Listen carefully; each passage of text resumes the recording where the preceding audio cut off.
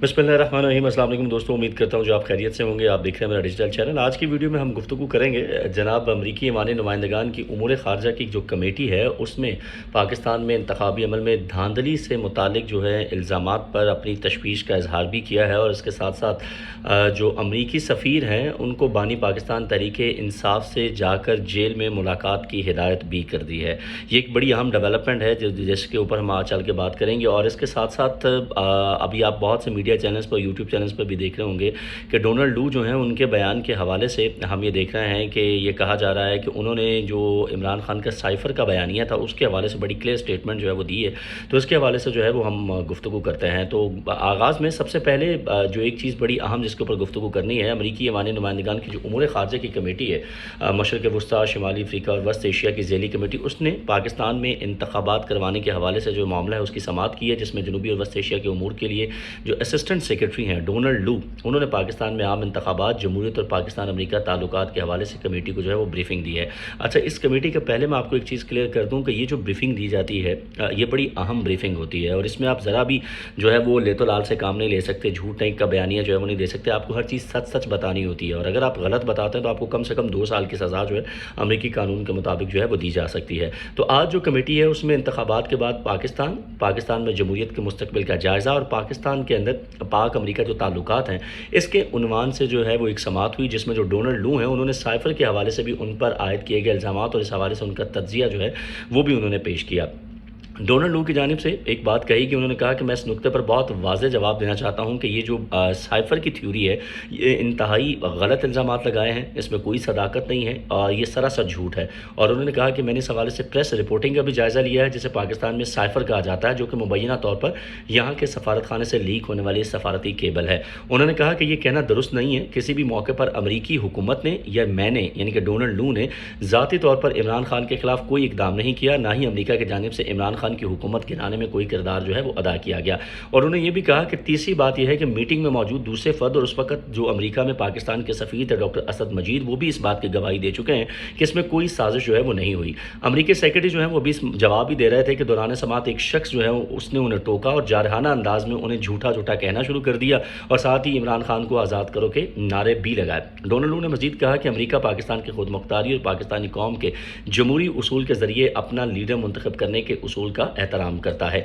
जैसे ही उन्होंने अपनी बात ख़त्म की उसके बाद हमने देखा कि फिर वहाँ पे जो है वो शोर शराबा हुआ, और वहाँ पर मौजूद जो कुछ लोग हैं उन्होंने डोनाल्ड लू को झूठा भी कहा और इमरान खान के हक़ में जो है वो नारे भी लगाए। इसके साथ साथ कांग्रेस में समाअत के दौरान असिस्टेंट सेक्रेटरी ने आम इंतखाबात के हवाले से अमरीकी महकमे खारजा जो है उसकी मुशाहिदात की भी वजाहत की, और उन्होंने कहा कि इंतखाबात से कबल ही दहशतगर्दों की जानिब से पुलिस, सियासतदानों और सियासी इज्तिमात जो हैं उन पर हमले हुए, और उन्होंने कहा कि हम खास तौर पर इंतखाबात से कबल होने वाली बदसलूकी और तशद्दुद के बारे में फ़िक्रमंद हैं। सियासी जमातों के हामियों की जानिब से सहाफ़ियों, खासतौर पर ख़वातीन सहाफ़ियों को हिरासा किए जाने, उनसे बदसलूकी के हवाले से भी निशानदेही की गई, और मज़ीद ये भी कहा गया कि मुतादिद सियासी रहनुमाओं को मखसूस उम्मीदवारों और सियासी जमातों को रजिस्टर्ड करने में नाकामी की वजह से इंतखाबात में जो है वो नुकसान उठाना पड़ा। डोनाल्ड लू की जानिब से ये भी कहा गया कि इंतखाबात की निगरानी करने वालों ने पोलिंग के दिन बताया कि उन्हें मुल्क भर के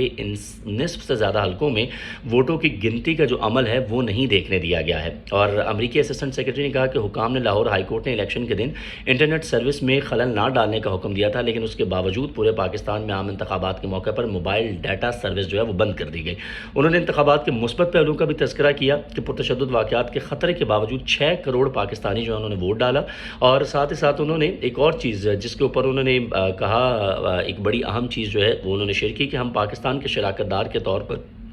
जो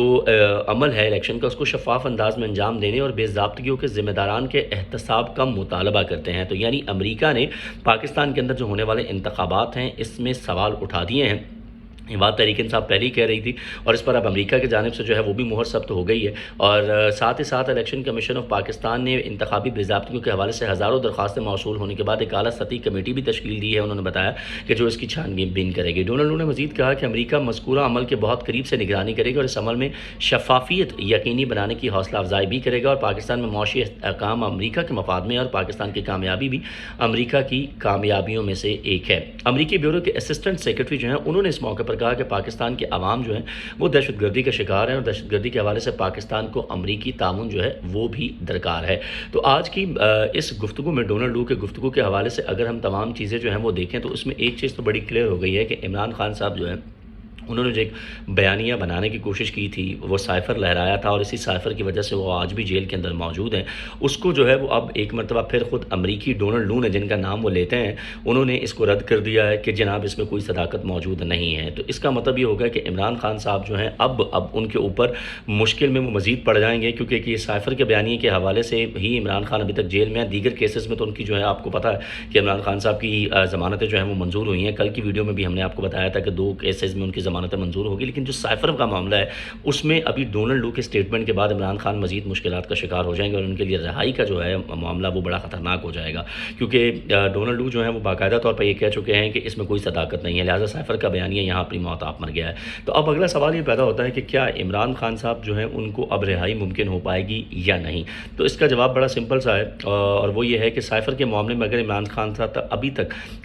جو اطلاعات ہیں وہ کسی بھی طور پہ عمران خان صاحب جو ہیں وہ بیان بازی کے حوالے سے ان سے بات چیت نہیں کی جا رہی ہے، اور عمران خان صاحب کے ساتھ کوئی بھی نیگوشیشن جو ہے وہ نہیں ہو رہی ہے، جس کی وجہ سے عمران خان صاحب کی رہائی فی الحال جو ہے دور تک ممکن دکھائی نہیں دیتی ہے۔ ہاں، آگے چل کے اگر پاکستان کی تاریخ یہ رہی ہے کہ اگر آگے چل کے کہیں نہ کہیں ساز باز آپ کی ہو جاتی ہے اپنے مخصوص اداروں کے ساتھ، تو آپ کے اوپر تمام کیسز بھی ختم ہو جاتے ہیں، آپ جیل سے بھی باہر آ جائیں گے، اور آپ ملک کے وزیر اعظم بھی بنا دیے جائیں گے۔ لیکن فی الحال تک جو چیزیں نظر آ رہی ہیں ان میں ان معاملے کے اندر جو ہے وہ کسی قسم کی صداقت نظر نہیں آ رہی۔ لیکن ایک اور چیز جو پاکستان میں انتخابات کے حوالے سے ہے، انتخابات کی شفافیت کے حوالے سے ہے، اس پر امریکہ نے جو سوال اٹھائے ہیں، یہ یقینی طور پر آگے چل کے پاکستان کے لیے یا پاکستان کی جمہوریت کے لیے اور موجودہ حکومت کے لیے ان کا جو ہے اس کا جواب دینا پڑے گا،